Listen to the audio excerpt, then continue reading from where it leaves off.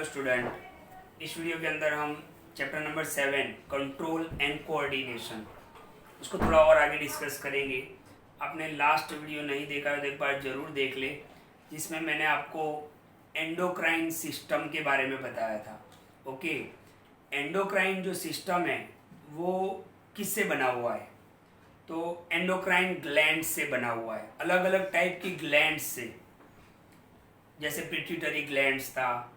Okay, फिर आप देखो तो उसके अंदर थायराइड ग्लैंड था, फिर हमने देखा था टेस्टिस, ओवेरीज। ओके, ये अलग अलग टाइप की ग्लैंड होती है, एड्रेनल ग्लैंड। ओके, अच्छा, इन ग्लैंड्स के अंदर से क्या निकलता है? तो इन ग्लैंड्स के अंदर से हार्मोन निकलता है।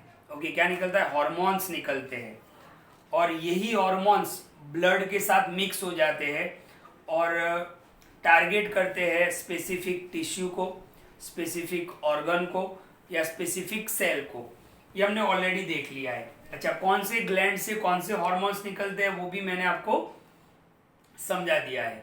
ओके, तो ध्यान से देखो, यहाँ पर इस वीडियो के अंदर बहुत ही इंपॉर्टेंट क्वेश्चन को हम डिस्कस करेंगे। तो सबसे पहला हमारा यहाँ पर क्वेश्चन बन रहा है हार्मोन्स रिलेटेड विथ ग्रोथ, कि हमारी बॉडी के अंदर, हमारी बॉडी के ग्रोथ के लिए, डेवलपमेंट के लिए कौन से हार्मोन्स रिस्पॉन्सिबल है ना? हम जब पैदा हुए तब छोटे से थे, आज बहुत बड़े हो गए हैं आज हम। ओके, तो हमारा ग्रोथ हुआ है, हमारा बॉडी डेवलप हुआ है, हमारे ऑर्गन भी डेवलप हुए हैं। तो ग्रोथ के लिए ह्यूमन बॉडी के अंदर या एनिमल बॉडी के अंदर कौन से हार्मोन्स रिस्पॉन्सिबल है? तो देखते हैं हम। सबसे पहले ध्यान से देखो, सबसे पहले ग्रोथ हार्मोन। अच्छा, आपको ये पता होना चाहिए कि ग्रोथ हार्मोन कहाँ से सेक्रेट होता है, कहाँ से निकलता है। तो हमने देखा था पिट्यूटरी ग्लैंड के अंदर से निकलता है। पिट्यूटरी ग्लैंड, जितनी भी ग्लैंड्स है हमारी बॉडी के अंदर, उन सब का मॉनिटर है, मास्टर ग्लैंड है। ओके, जो हमारे ब्रेन में होता है। तो ग्रोथ हार्मोन्स की बात करते हैं तो ग्रोथ हार्मोन कहाँ से निकलते हैं? पिट्यूटरी ग्लैंड से निकलते हैं। ओके, और ये रेगुलेट करते हैं हमारी ग्रोथ और डेवलपमेंट ऑफ बॉडी को। तो हमारी ग्रोथ के लिए, डेवलपमेंट ऑफ बॉडी के लिए कौन सा हार्मोन्स रिस्पॉन्सिबल है? तो ग्रोथ हार्मोन। कौन सा? ग्रोथ हार्मोन, जिसको शॉर्ट में GHB बोलते हैं।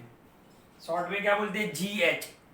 ओके, तो ग्रोथ हार्मोन्स पिट्यूटरी ग्लैंड से निकलता है and it is regulated, it regulates the growth and development of our body. Okay, तो यहाँ पर हम हार्मोन्स रिलेटेड विथ ग्रोथ, कि ग्रोथ के लिए कौन से हार्मोन्स रिस्पॉन्सिबल है उसकी बात कर रहे हैं। तो उसमें सबसे पहला कौन सा हो गया? GH हो गया। फिर आता है थायरोक्सिन।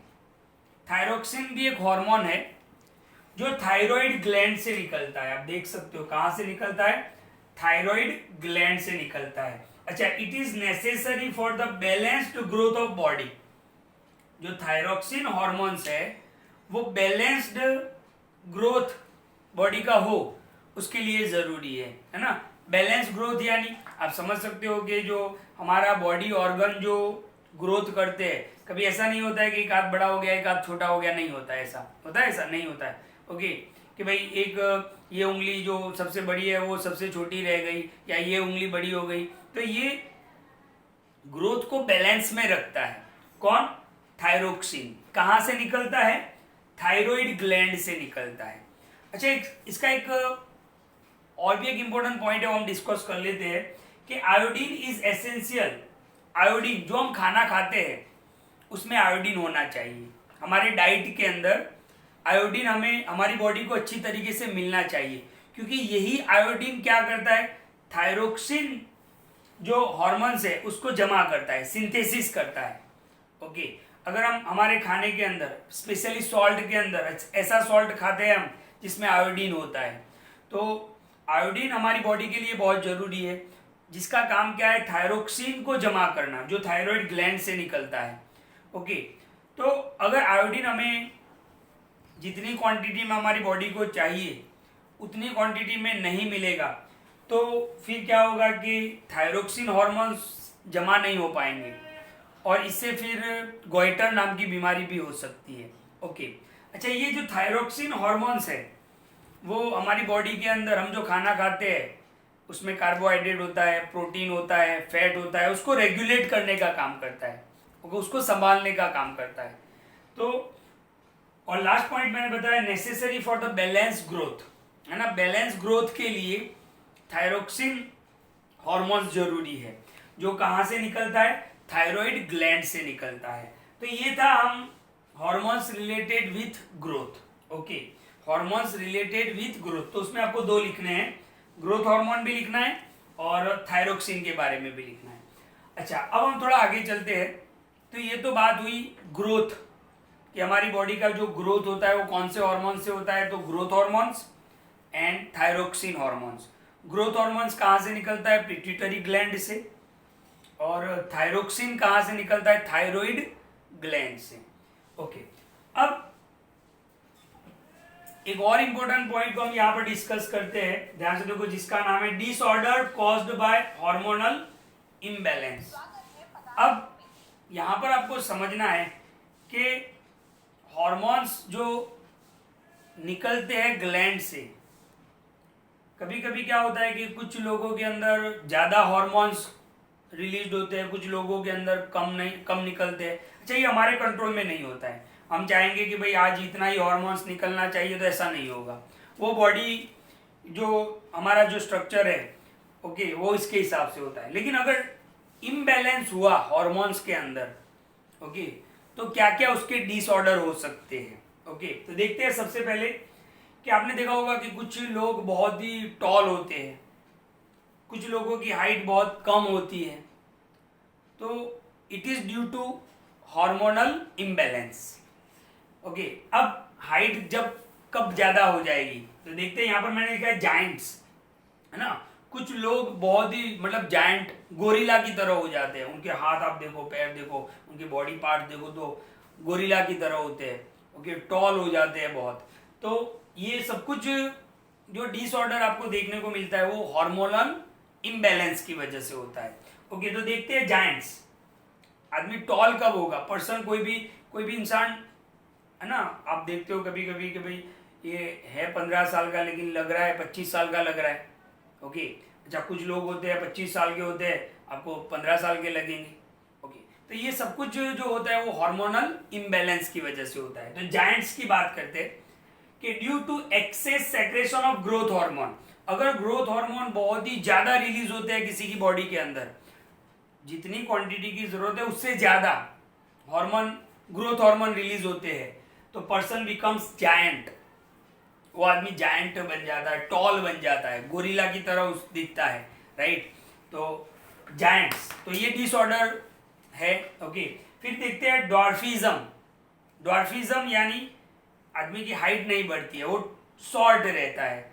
तो क्या होगा कि जितने हार्मोन्स, ग्रोथ हार्मोन्स निकलने चाहिए उतने नहीं निकलते हैं ग्लैंड से, कम हार्मोन सेक्रेट होते हैं। तो deficiency of growth hormone, growth hormone कम निकलेंगे, ओके, कम सेक्रेट होंगे, तो अ पर्सन बिकम्स शॉर्ट, वो चाइल्डहुड से ही फिर वो शॉर्ट रह जाता है, फिर उनकी हाइट नहीं बढ़ती है। तो पहला है जायंट्स, तो ज्यादा हार्मोन्स का, ग्रोथ हार्मोन सेक्रेट होना, ज्यादा होना। ड्वार्फिज्म यानी जो ग्रोथ हार्मोन जो रिलीज होने चाहिए उतनी क्वांटिटी में रिलीज नहीं होते, तो उसकी वजह से ड्वार्फिज्म यानी उसकी हाइट कम रहेगी। उसके बाद आता है गोइटर, ये मैंने आपको समझाया कि ये आयोडीन की कमी की वजह से होता है। अगर आपके डाइट के अंदर या आपके सॉल्ट के अंदर अगर आयोडीन नहीं होगा तो गोइटर नाम की बीमारी आपको हो सकती है। इसीलिए तो बोलते हैं ना कि आयोडाइज्ड सॉल्ट खाना चाहिए। ओके, तो गोइटर, इससे क्या होता है कि ये जो हमारा थायराइड ग्लैंड होता है यहाँ पे होता है, वो बहुत बड़ा हो जाता है आयोडीन की कमी की वजह से। और ये जो नेक रीजन है, ये गर्दन का जो पार्ट है, वो स्वेलिंग हो जाता है, बहुत बड़ा हो जाता है, जिसको गोइटर नाम की बीमारी बोलते हैं। तो ये थायरोक्सिन, आयोडीन ही नहीं होगा खाने में, सीधी बात है।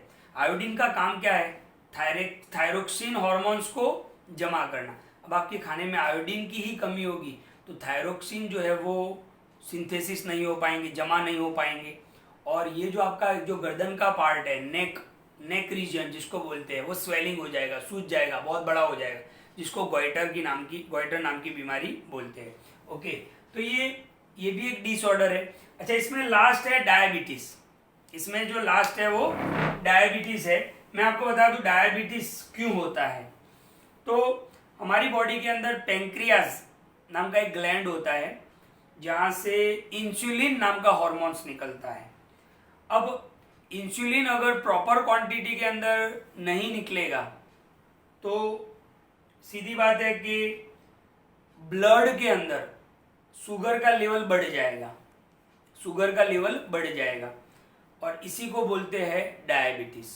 ओके, तो ये सारे डिसऑर्डर है। तो डायबिटीज को एक बार समझ लो कि if insulin hormone is not secreted in a proper quantities, अगर पेंक्रियाज ग्लैंड से इंसुलिन कहाँ से निकलता है, पेंक्रियाज ग्लैंड से, अगर वो प्रॉपर क्वांटिटी के अंदर इंसुलिन नहीं निकलेगा, इंसुलिन हार्मोन्स होता है वो नहीं निकलेगा, तो क्या होगा कि ब्लड के अंदर शुगर का लेवल बढ़ जाएगा, शुगर का लेवल बढ़ जाएगा।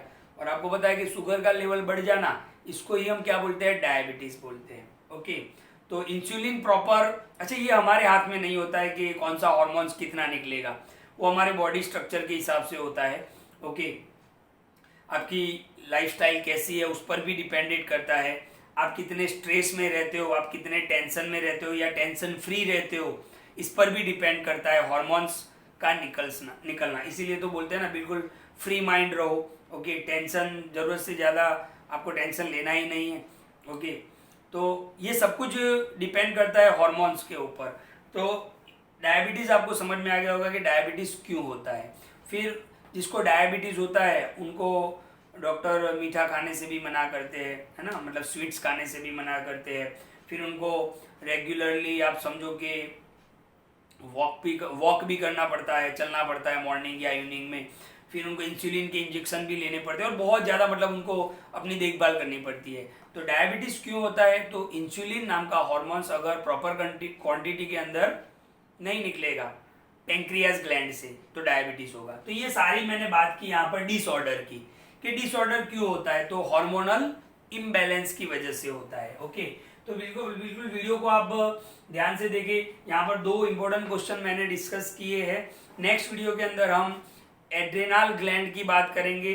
जो मैंने आपको बताया था कि हमारी बॉडी को प्रिपेयर करता है इमरजेंसी के अंदर, है ना, जिसको फ्लाइट और फाइट, या तो लड़ लेंगे या तो आप भाग जाओगे, तो हमारी बॉडी को रेडी करता है, डील करता है। बहुत सारी कंडीशन होती है जिसको हम नेक्स्ट वीडियो के अंदर देखेंगे। तो अभी फिलहाल आप इतना बिल्कुल वीडियो को ध्यान से देखें और ये सारी चीज़ें क्लियर करें। Thank you.